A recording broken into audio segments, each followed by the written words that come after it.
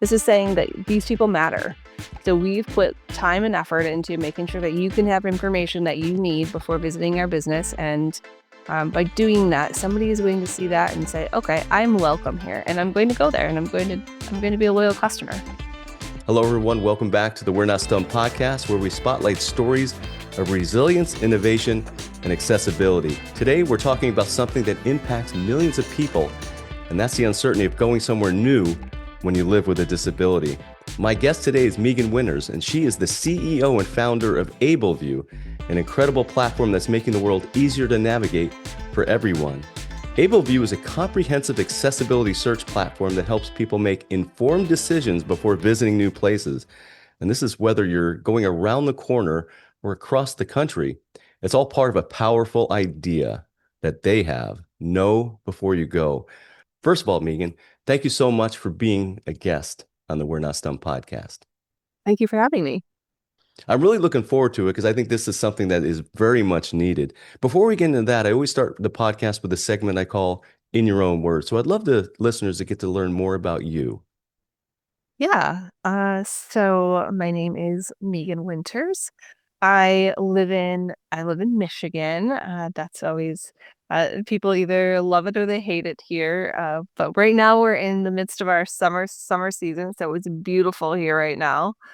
Um, and we love camping and the outdoors.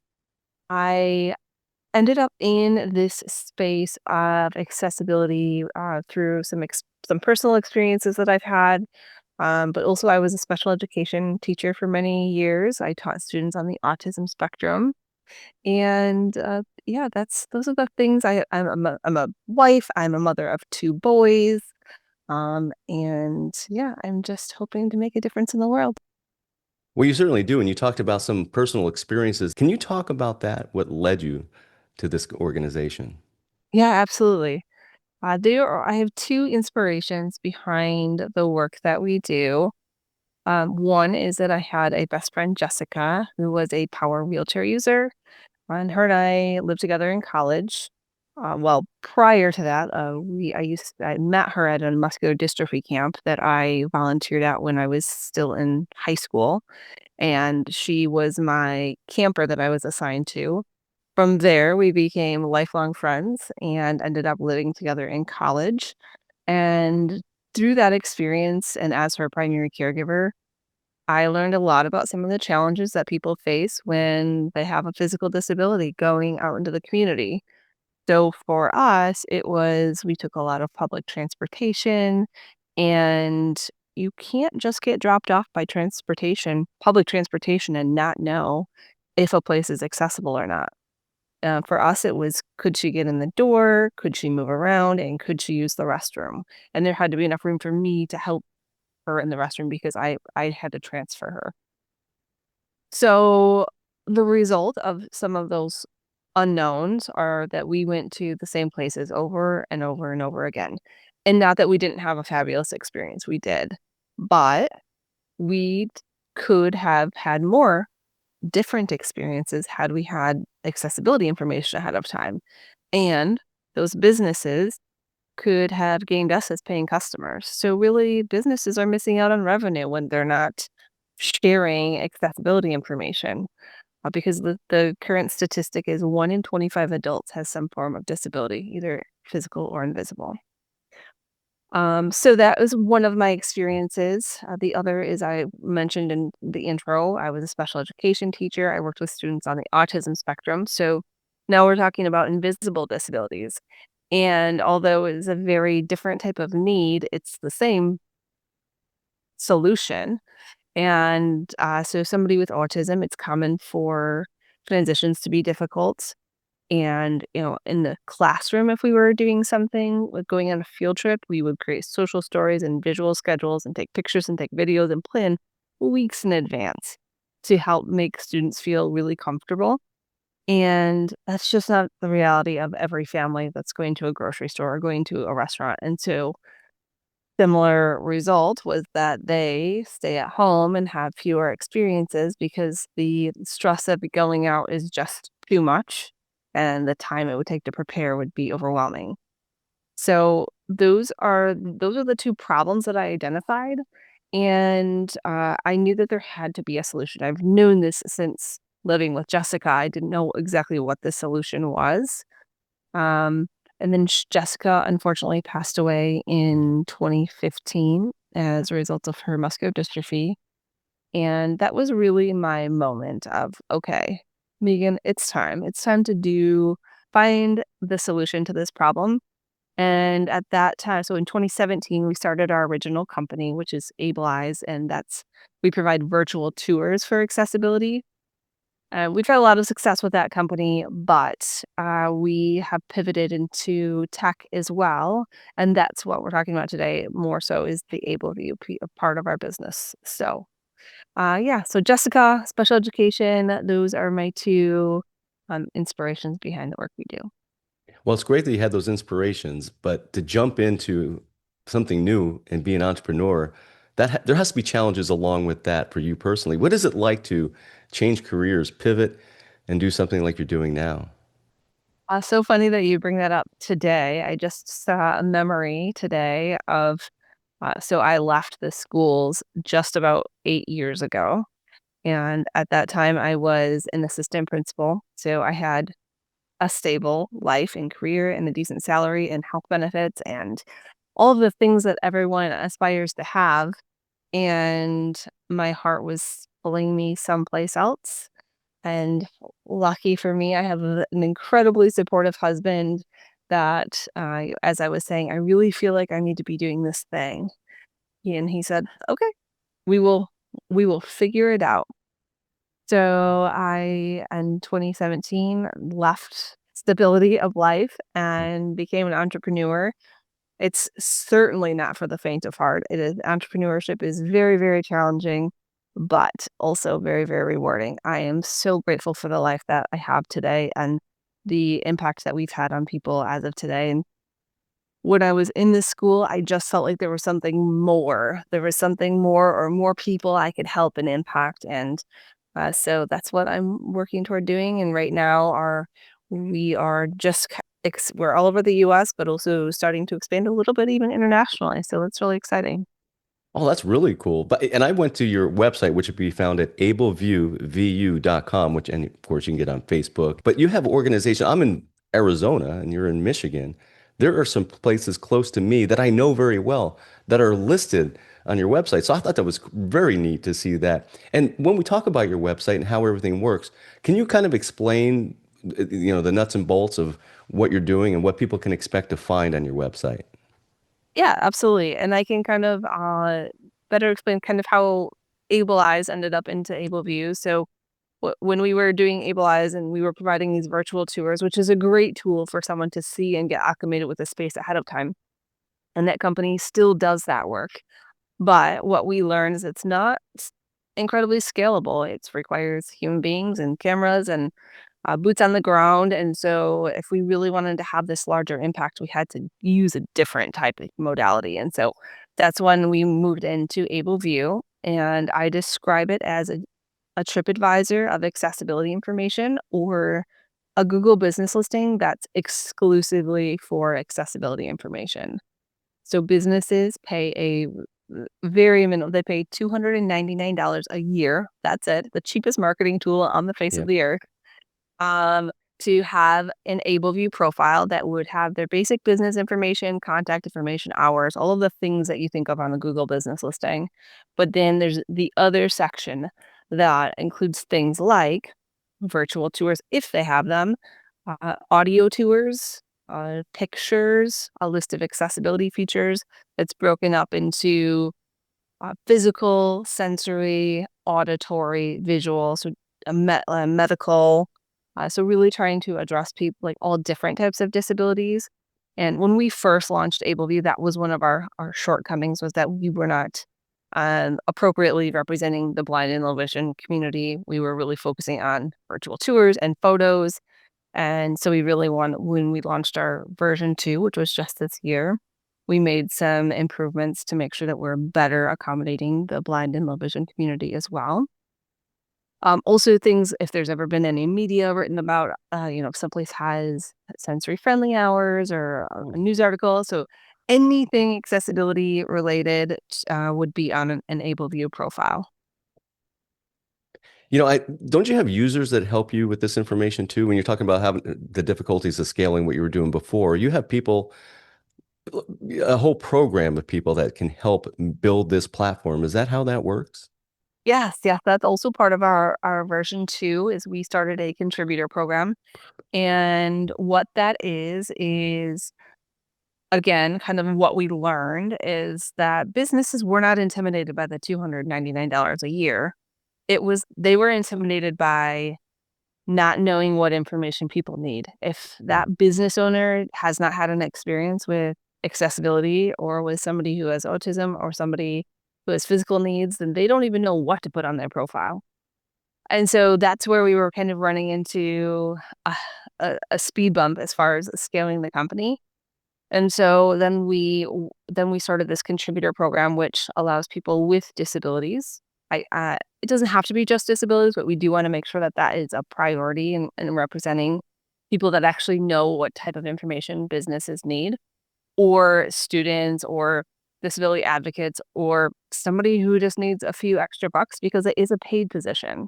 Wow. So for every AbleView, and this is just, they can just go about their life, and every time you go to a doctor's office or a restaurant or a hotel, taking some photos and documenting some of their accessibility features.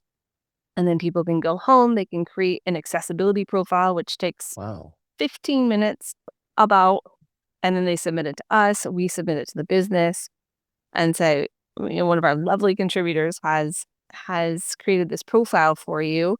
By unlocking it, you are, one, marketing to the 25% of the population that has a disability, but two, you're providing an economic opportunity for the person that created this profile. So that person gets paid $99 per profile when the business unlocks it. So that's something that's new. We're in our we're in our pilot phase. I would still kind of say we have about 30 contributors right now. Wow. And, in the fall, we'll be kind of making a little bit of a bigger push toward, really building up that community. If people are interested, do they go on the website and sign up for it? Yep, yep, right on the website there is, if you were to go to sign in or sign up, I think it'll say, "Do you wanna sign up as a user? Do you wanna sign up as a business? Or do you wanna sign up as a contributor?" And so, anyone can sign up as a contributor there, and then we have weekly training sessions to help people get started and ask questions and share ideas and teach one another, and it's a great community. That's fantastic. That's one of the things that I get to learn about doing the podcast here. I'll have people on that maybe just had limb loss recently, and they're always like, "How can I give back?" And they want to come on the website to try to give back by telling their story. Here's another opportunity to give back. You can help contribute to an organization and a website that's making accessibility so much easier for everyone. So please go to ablevu.com, ablevu.com, and go sign up. That's fantastic.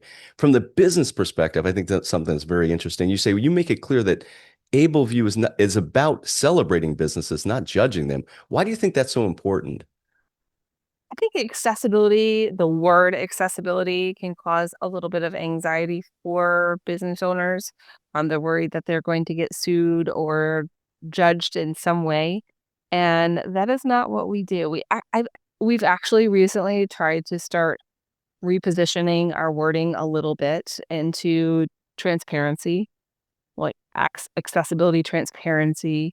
That's just saying. So if you were to go to our website right now, there's a pop up that immediately pops up and says, "We are an information sharing platform only. We are not a compliance agency. We are not rating. We're not critiquing. We're not measuring. We are just saying, businesses, please, please, please just share as much information as you're comfortable sharing. And the businesses are always in control of what's on their profile. Although people can make suggestions and ask questions and leave reviews, the businesses always have the last say. And that is because we want businesses to feel safe in in this form of accessibility or transparency, knowing that what they're doing is helping their business and helping people and in a positive way. Yeah, and these are businesses, and what they're in business to make money. And that's the thing that I think a lot of businesses forget, that the disabled community also has buying power. Is that something that you've seen as well? There's a statistic out there that the disabled population has an annual discretionary spending power of $13.5 billion per year. Yeah. So that is a huge market, a huge untapped market. We're starting to see a little bit more representation in video marketing that might have people that might have a disability in their marketing, but we're in the very, very early stages of businesses understanding the power of marketing to that demographic. Yeah, I completely agree. I love your phrase, know before you go. How did you come up with that? We actually started with we had a different tagline initially, and it was navigating your life. And it was misunderstood that, well, in particular, that we were a platform for somebody who's blind or low vision, which again, early on was the population that we were least accommodating to. So there was a lot of confusion as to what those words meant. And so we just kind of did a deep dive. Okay, what are we really trying to do here? And that is, we are trying to make sure that people have the information they need and that they get to have new meaningful experiences by themselves and with their families that they wouldn't otherwise have. I know we talked about is it an ambassador program or your contributor program? I think you Yes. called it. I know that's one way that it can help support AbleView. Is there any other ideas, thoughts, suggestions that people can do? Certainly follow you on all your socials, but anything else that people can do to help support what you're doing? I would say the biggest thing for us is if anyone listening is a business owner, knows a business owner really well. So ideal businesses for AbleView are anything that you can walk or roll into. So basically anything that's open to the public. Like I said, hotels, restaurants, attractions, museums, libraries, beaches, parks, zoos, it is schools.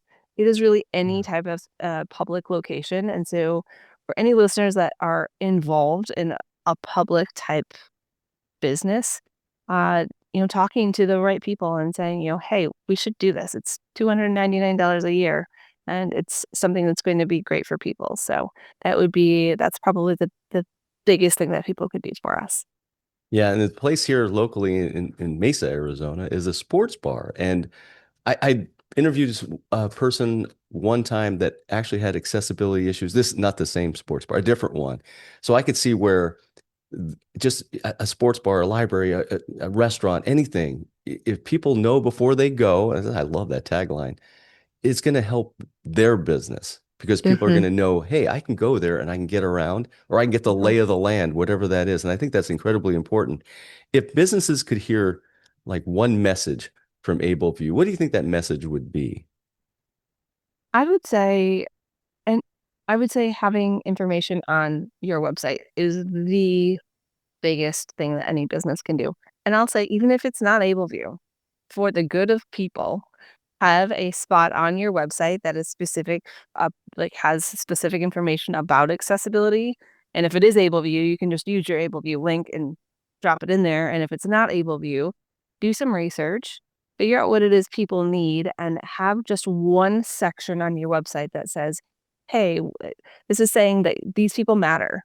So we've put time and effort into making sure that you can have information that you need before visiting our business. And by doing that, somebody is going to see that and say, okay, I'm welcome here and I'm going to go there and I'm going to be a loyal customer. Yeah, I like the way you explained it. And I think of it this way too. Some people go to Google to do their own research. Some people will go directly to the organization's website to do it.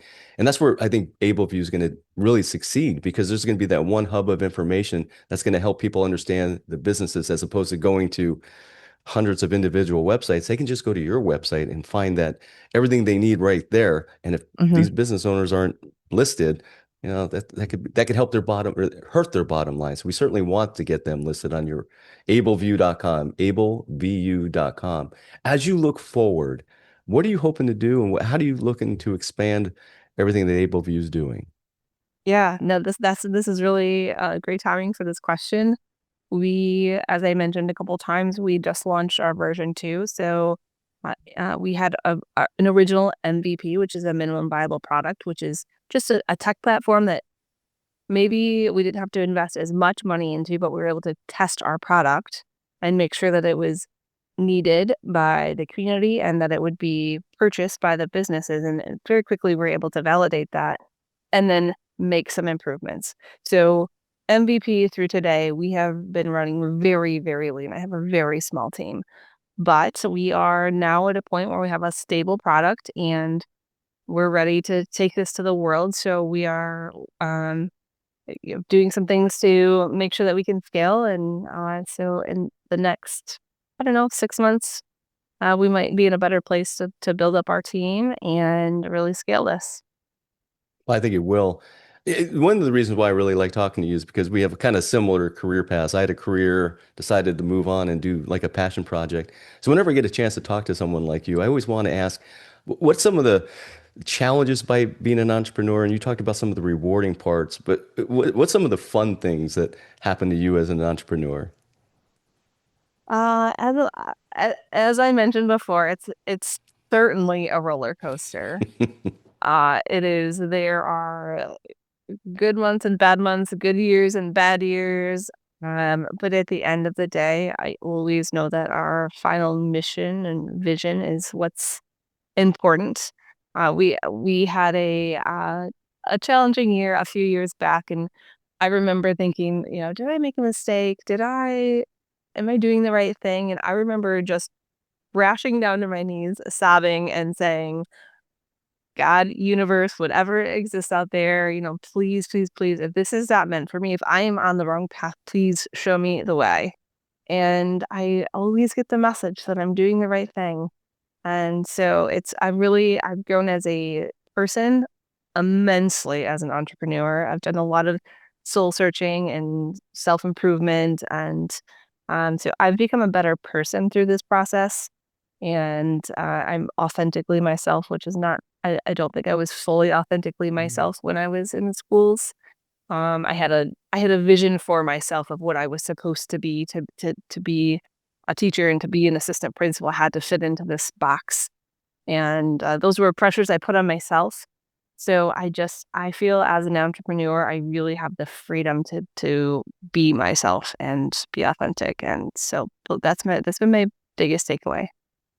And being an entrepreneur, you have to be passionate about what you're doing. Otherwise, the long days, long nights, or the other thing you talked about going, am I going the right direction? You're not gonna get the answers you need. So what is it about being having the passion to do what you're doing that keeps you moving forward? I mean, that's my everything. That's my passion is my everything. I know that what I'm doing is, like I said, I'm on the right path. I know that Jessica is on this journey with me. I know that she is incredibly proud of the work that I've done up to this point. And I've had to pivot multiple times. As I mentioned, we, had a different company idea, and then we had to pivot into this, and now we're making a few more pivots in our technology as things are evolving very quickly with things like AI. Like we have to be on the front Right. end, and so we have some exciting things on the horizon, and the passion is still there. So I'm still on the right path for now. Oh, I think you definitely are. And again, just to say it one more time, ableview.com, ablevu.com, making it easier for people. Know before you go. If you have accessibility issues and or people in your family do, or any of your friends, let them know about this website, have them be a contributor and support what Meegan is doing. Meegan, thank you so much for being a guest on the We're Not Stumped podcast. I'm really looking forward to seeing where your organization and your product is going in the future. Thank you.